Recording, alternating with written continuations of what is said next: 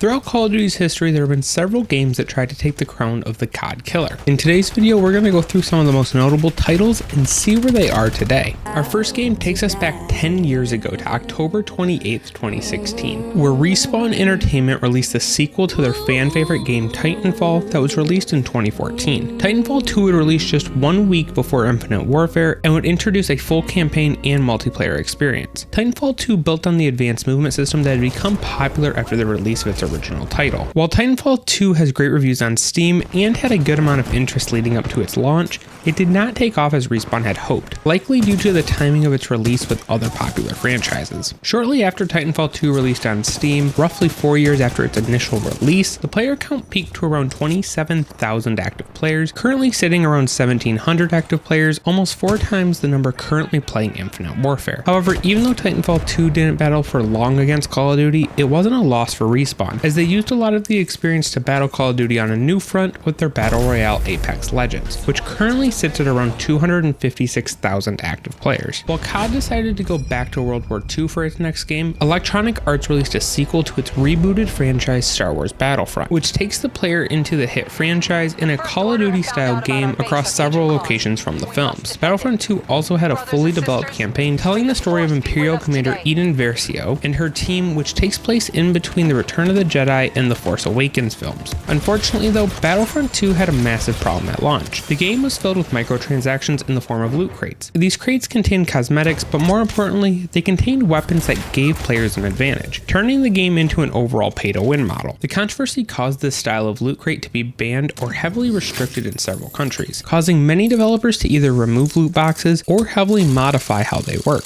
Due to the controversies, the EA team stopped development on Battlefront 2 and instead directed the team to work on the next Battlefield game, which, oh boy, that was a good idea. Battlefront 2 currently sits at around 4,000 active players, with a peak in the last year of 35,000 players. However, this number might be wrong at the time the video comes out, as the small fanbase that still plays the game is planning a revival day on May 23rd. 2021 was a bad year for Call of Duty with the release of Vanguard, leaving an opening for 2 potential COD killers from other major studios. Yet somehow, every single one of them released games that were hated by their communities. Remember that Battlefield game that the Battlefront 2 team began working on after their development halted? Welcome to Battlefield 2042. This was EA's 17th installment in the Battlefield series and might be the worst one yet. Battlefield 2042 came out on November 19th, just 2 weeks after Vanguard, which takes place in World War II. Battlefield 2042 took players to, well, 2042. Unfortunately, Battlefield 2042 launched with several problems that caused many fans to stop playing if they were ever able to launch the game in the first place. Yes, this was a real problem. The development team pushed to fix many aspects of 2042, however, after a rocky launch and a lackluster year 1 of content, the majority of fans never came back. 2042 currently sits at around 1,500 active players and more negative reviews than positive on Steam. As mentioned earlier, Activision and EA were not the only major studios that had a major title release at the end of 2021. 343 Industries, the creators of the modern Halo franchise, released Halo Infinite, the 8th main title in the franchise, and their first Halo title in almost 6 years, with the controversial Halo 5 being the previous game. Halo Infinite had a unique approach to its launch. The campaign was released on December 8th for $60, with the multiplayer being completely free for everyone almost a month earlier on November 15th, which came closer to COD's November 5th release day for Vanguard. The complete free-to-play manner of the multiplayer was intriguing to many players, allowing them to play both Halo and Call of Duty without being required to buy both games. However, due to the lack of core content the community had come accustomed to, and the lack of post-launch content, Halo Infinite lost majority of its player base in the first 5 months. Peaking at 272,000 players, is currently down to just over 3,000 active players. One of the most unique games to try and compete with Call of Duty in the recent years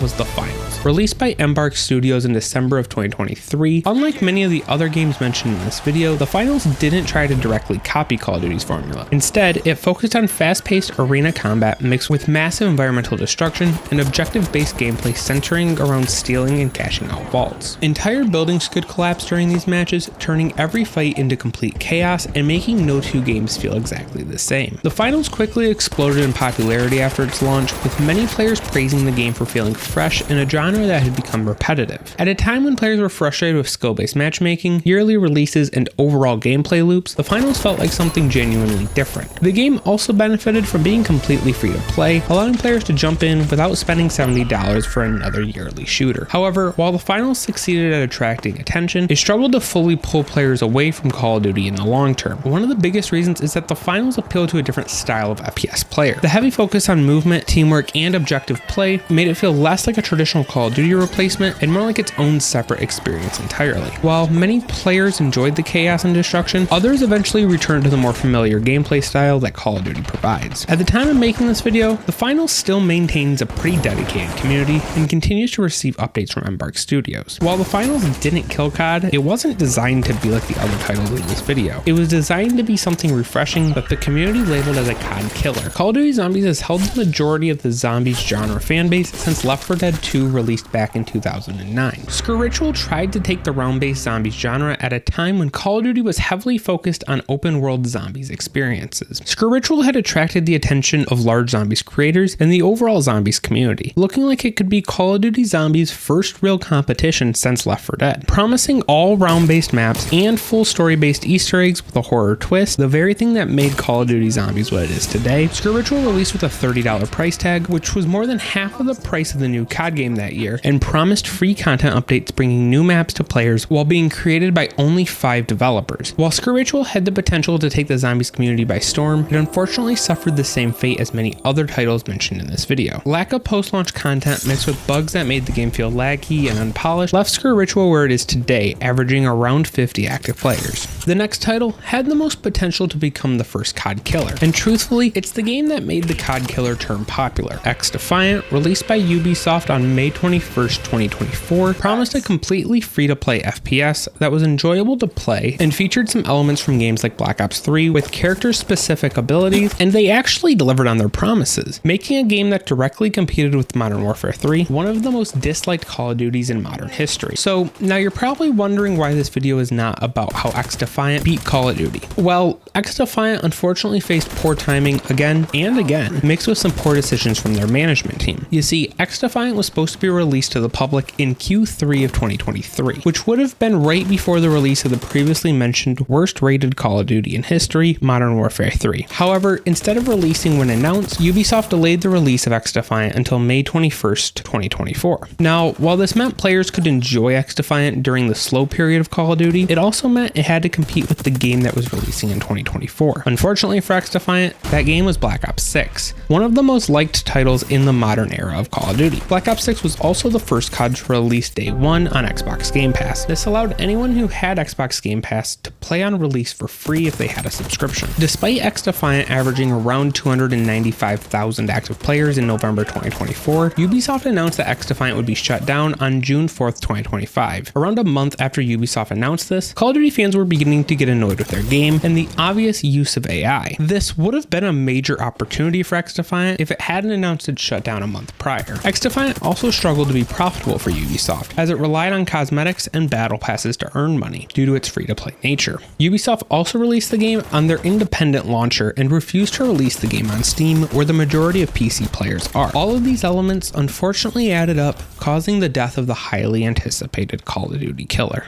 Electronic Arts took 4 years to release its next Battlefield game, Battlefield 6, after the poor results of Battlefield 2042. Unlike 2042, EA marketed Battlefield 6 as a return to what fans wanted: modern military combat, class-based gameplay, large-scale destruction, and the gritty atmosphere that made some of the most popular Battlefield games in the first place. The reveal trailers generated massive hype online, with many players believing this could finally be the game to challenge Call of Duty again after years of disappointment from the FPS genre. However, as we've seen throughout this video, having hype does not automatically make something a COD killer. Battlefield 6 launched with strong player numbers, but the real question became whether EA and the developers could support the game long term without repeating the mistakes of Battlefield 2042. Fans were cautious this time around. While the launch was significantly smoother than 2042, many players were waiting to see if the game could consistently deliver meaningful updates, balanced gameplay, and enough content to keep the community active months after release. At the time of making this video, Battlefield 6 does not feel like a Call of Duty killer, but instead something the FPS genre has been missing for years: franchise competition. Back in the day, Battlefield and Call of Duty consistently pushed each other to improve, giving players two massively successful shooters that both felt worth playing. If Battlefield 6 can consistently deliver content and keep the community engaged long term, it may not be a Call of Duty killer, but